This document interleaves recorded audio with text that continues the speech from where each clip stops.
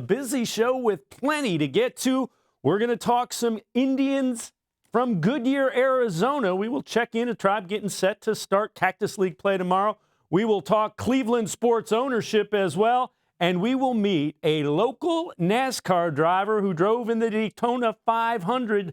But we're going to begin things off with Browns. As the Combine is getting set to begin, we are going to take a look at some of the guys you should keep an eye on, guys that could be that number 17 pick for the Browns, the first round, the 17th overall pick.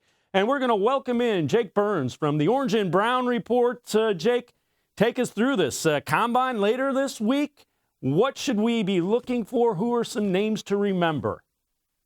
Yeah, thanks for having me, Dave. I think the Browns' plan and how they're going to construct everything is still a little bit foggy. We're not entirely sure with free agency how things will shake out and what their intentions will be at 17. But some good names to keep an eye on.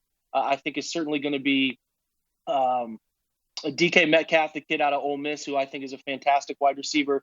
Big guy, 6'4", 220, very built, very sound in terms of his size and his ability to separate at the wide receiver position with that size combination makes him a deadly player, one that the Browns might feel they need to add to the wide receiver room as that true number one target. They could do that through the draft with Metcalf. Ed Oliver out of Houston, the defensive tackle, tons of talent, not overly big, but that type of speed off the ball, interior pressure talent that you really need and covet. Think a little bit smaller with the potential to be somebody like Aaron Donald that we saw for the Los Angeles Rams. He's a name to keep an eye on if he falls down draft boards a little bit due to size and some people looking for quarterbacks, things like that. I think that if he falls to 17 or close to it, the Browns will be compelled to find a way to get him on their roster. And then lastly, another interior defensive player, because I think the Browns really need to improve upon the defensive line interior-wise beside Larry Ogunjobi, is Clemson's Christian Wilkins. He's just a really sound football player, super intelligent, stayed at Clemson all 4 years. I think he was the academic Heisman winner. He's just everything you want an interior player. Can defend the run, good enough against the pass, strong, quick, just really productive as well. So I think that those three are the names that I'm keeping an eye on right now. There are other names that will pop up as the time comes and we get closer to it and have an idea what their needs are. But as far as things sit right now, those are the three big names that I'm keeping a close eye on with testing numbers in Indianapolis. You look at DK Metcalf, and his uncle is Eric, who played for the Browns. Different player. This is a kid that's put together, 6'4", and he will impress at the Combine just from his physical stature alone. Yeah, when you think of a guy that's similar to, I know we don't want to talk about him because he's no longer with us, but Josh Gordon, you're getting that same type of player, the long stride, big physical body, can eat up grass when he's taken off downfield. And, he has maybe some nuance issues with route running, but those are things that Adam Henry, the Browns wide receiver coach, Jarvis Landry, those guys can work with him on. You don't get that kind of big physical skill guy who can go up and get the football, that big red zone target people love to talk about. It's an all-in-one type of player. He is coming off a pretty serious neck injury that cut his last season there at Ole Miss short.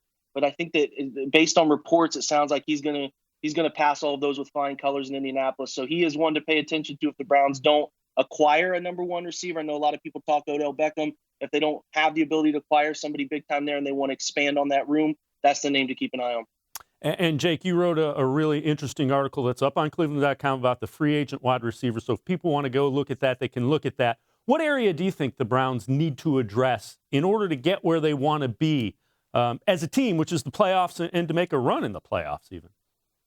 Yeah, great question. I think that they're going to have to attack improving offensive skill as much as they can. I think the NFL is so offensive driven these days that it's going to make sense for them to improve upon what they have. I think that they have enough talent there to win games that they proved in the last half of 2018. But if you can add one playmaker to the group, a big-time playmaker, that'll really take this group to another level. I certainly think there's justification for needing to improve the defensive line. Myles Garrett, defensive end there, and Larry Ogunjobi played among the most snaps in the NFL this year. Some of that's due to the overtime games that they played, but some of that's due to a lack of rotational players that Greg Williams trusted. Now, Steve Wilks comes in as the defensive coordinator. I think we can expect to see more rotation, so they're going to need to improve, certainly going to need to improve upon the interior defensive line next to Larry Ogunjobi. They could possibly benefit from another pass rusher opposite Myles Garrett, as Emmanuel Ogbah hasn't quite produced the way we hope he did. He's going to be in a contract year, so it'll be a big year for him. And then lastly, linebacker play. I think that they need to improve. Outside of Joe Schobert, the Browns had one of the worst tackle rates in the NFL in 2018. They have to improve upon their linebacker play, whether that's a bounce back year from Christian Kirksey, moving on from Jamie Collins. I'm not entirely sure. It's not a great overall draft class for linebackers, but there are some fun names that are set to hit the free agent market. Somebody like Jordan Hicks out of Philadelphia, amongst many other names. C.J. Mosley from Baltimore might hit the market, but we're not entirely sure how that'll pan out. But they can improve certainly through free agency at the linebacker spot. Let me ask you that as the last question I'll ask you. Which area do you think you attack in free agency? Which area is stronger in the draft? What do you attack draft-wise as we get ready for the combine coming up? Good question again. I think the defensive end is loaded in free agency, so I expect them to add some defensive ends, maybe even two. I do expect them to add along the interior as well. There are some really fun names along the interior. Keep an eye on Henry Anderson out of New York, the Jets' big defensive tackle that they might not be able to bring back. That's just an interesting name. But the good part is the draft is really loaded with talent along the defensive interior and outside too. So those are two positions that I think the Browns have good options to solve in those two spots. I don't expect the Browns to attack a free agent and wide receiver. That might be a draft or trade thing. But linebacker is where I'm going to key in on free agency. I think they're going to bring in one linebacker that they expect to get starting production from in free agency. Jake Burns, great insight. The Orange and Brown Report, you can read them also on cleveland.com. Look at his article on wide receivers that are free agents. We'll be checking in with Jake as the combine finishes next week. So, Jake Burns, again, we appreciate it